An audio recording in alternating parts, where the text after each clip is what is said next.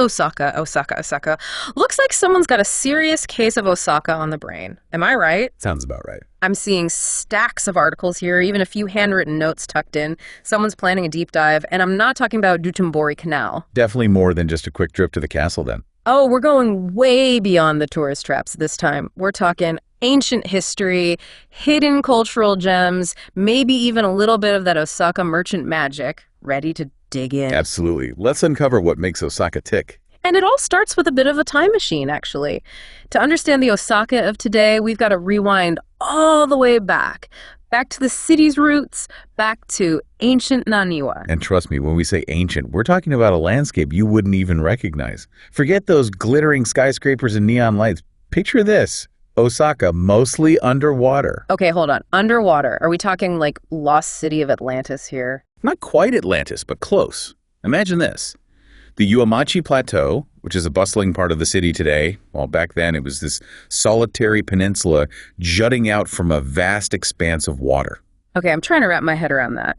So basically, all those centuries ago, Osaka was practically submerged. And our intrepid Jomon ancestors were just chilling on this tiny peninsula. Did they even know what this place would become? Well, that's the incredible thing. Even back then, those early settlers, they recognized the potential of this little sliver of land. How so? What makes you say that? The Morinomi ruins. You've got them marked in your notes there. Right. 2,000-year-old pottery shards, arrowheads. It's like holding a direct link to Osaka's past. Exactly. And it's more than just cool relics. These finds point to something truly remarkable. This wasn't just some isolated village. This was a bustling port.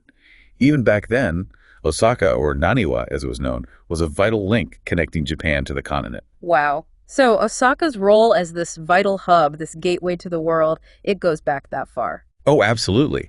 The seeds of Osaka's entrepreneurial spirit, that drive to connect, to trade, they were already being sown all those centuries ago. Fascinating. And as the centuries roll by, those seeds start to sprout. Right. We enter the Kofun period, and things start to get really interesting. These massive burial mounds, these Kofun, pop up throughout Japan. Right. And Osaka, of course, it's got to do everything bigger and bolder, so it boasts some of the most impressive Kofun in the country. Yeah, those mounds are truly something else. And they tell a story that goes beyond just burial rituals. We're not talking about simple graves here. These are colossal structures, a testament to the growing power and social organization of the people in this region. Right. You even made a note here about Emperor Nintoku's mausoleum. Exactly. Just a stone's throw from Osaka. This thing is massive, right? It's absolutely massive. One of the largest kofun in all of Japan. And it really drives home this point. We're not just talking about a strategically important port anymore. This is a place of serious political significance, even back then. And this whole time, it's still called Naniwa. That's a pretty enduring name for a city. I mean, most cities go through a few name changes over the centuries, right? It really is. And it speaks to this enduring spirit of the city, too. Even today, you'll find echoes of Naniwa woven into the fabric of modern Osaka. Certain districts, cultural references. It's like the city holds on to its past even as it races towards the future.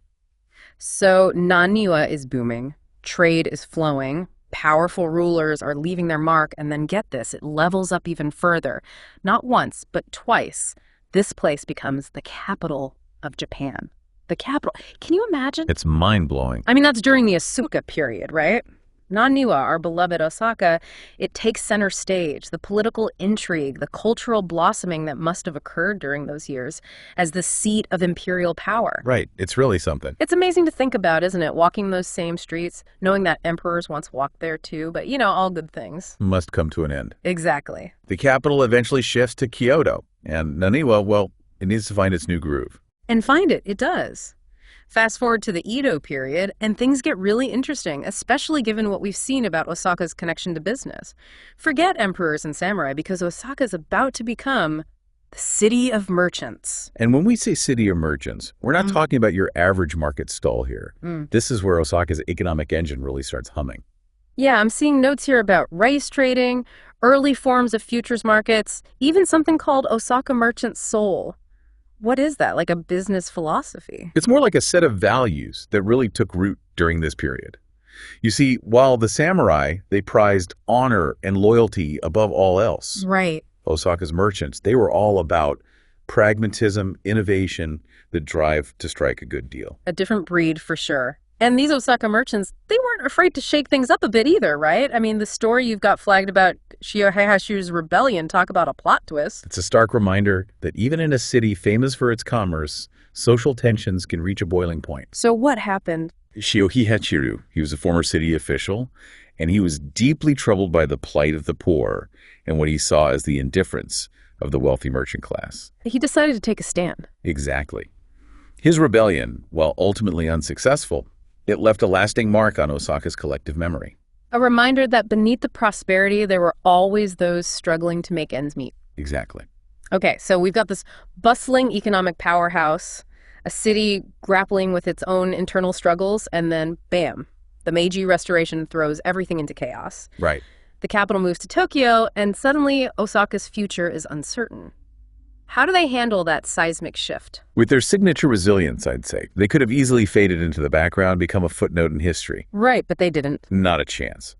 Instead, they doubled down on what they knew best, adapting, evolving, and coming back stronger than ever. This is when Osaka truly becomes an industrial powerhouse, a driving force in manufacturing, innovation, you name it. So from ancient port to merchant city to industrial giant, is there anything Osaka can't do? Well, they did face their share of challenges, especially during World War II. Your notes mentioned the devastating air raids that leveled much of the city. Right. Those pictures in this article you've got bookmarked are just heartbreaking. It's a sobering reminder of the fragility of peace and prosperity. It really is. But then you turn the page, and it's like this incredible phoenix rising from the ashes. Exactly. Talk about resilience. The post-war period, it's like another testament to Osaka's indomitable spirit. Absolutely. That same energy from the Edo period, that drive to rebuild, to reinvent themselves, it's as if it was woven into the fabric of the city itself. And reinvent they did. I mean, this is the Osaka we know and love today. But it's more than just a comeback story, isn't it? It's about carving out a new identity in a rapidly changing world. Exactly. This is where we see the emergence of those distinct neighborhoods that give Osaka its unique character. Kita, with its towering skyscrapers, that bustling business energy, and then Minami, the vibrant entertainment area, all those dazzling lights, that energy that just pulls you in. And speaking of Minami, I'm seeing a little sticky note here, a question mark next to Dotonbori. Someone's intrigued. Ah, Dotonbori. It's more than just a place on a map, it's an experience. So, paint us a picture. What are we experiencing? Imagine Times Square, but with an Osaka twist. Remember those giant illuminated billboards we mentioned earlier? That's Dotonbori. Street food vendors, sizzling up takoyaki, okonomiyaki. The air thick with those savory aromas. Okay, my mouth is already watering. Crowds of people, laughter, and that electric energy, that pulse that runs through Osaka's veins. Sounds like sensory overload in the best possible way. And speaking of sensory experiences, we can't talk about Osaka without mentioning the food. I mean, you've got an entire section dedicated to Osaka Eats in your notebook. Well, good reason. Osaka is a foodie paradise, and it's not just about the dishes themselves, which are incredible, of course. Right. It's the entire culture surrounding food in Osaka. Remember those Edo period merchants, their drive, their entrepreneurial spirit? It's alive and well in those kitchens, those tiny street food stalls. So it's about more than just grabbing a bite. It's an experience, an art form even. Absolutely. I'm seeing must-try street food highlighted here, but then you've also got a Michelin-starred restaurant specializing in fugu, the blowfish. Talk about a range. That's Osaka for you. Whether you're on a tight budget or looking for a truly luxurious experience, Osaka's got you covered. High-end to street food, ancient temples to dazzling skyscrapers. Osaka's got it all.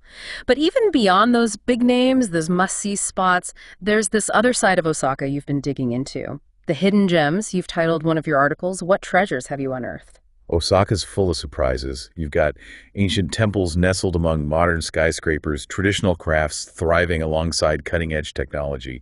It's a city of juxtapositions. I love that. And speaking of those hidden gems, you've got the Museum of Oriental Ceramics circled here with a note about their collection of Korean celadon. Not exactly what one might expect to find in the heart of Japan. Right. It speaks to Osaka's long history as a crossroads, a place where cultures converge. A melting pot of traditions, flavors, experiences. And there was something else you were particularly interested in, wasn't there? The Bunraku Puppet Theater. Yeah, that's something I'm really looking forward to seeing. I think I know why.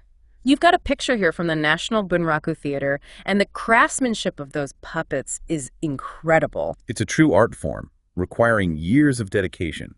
And it speaks to Osaka's deep respect for tradition, for its cultural heritage. It's not about erasing the past, but carrying it forward into the future.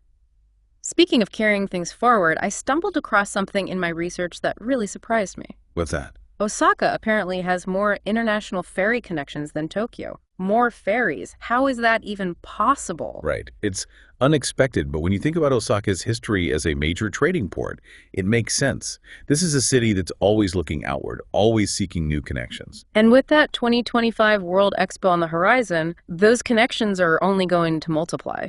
It's a huge opportunity for Osaka to showcase itself to the world, to solidify its place as a global city. Especially after that failed Olympic bid, there's definitely a sense of, well, maybe a little something to prove. What do you think?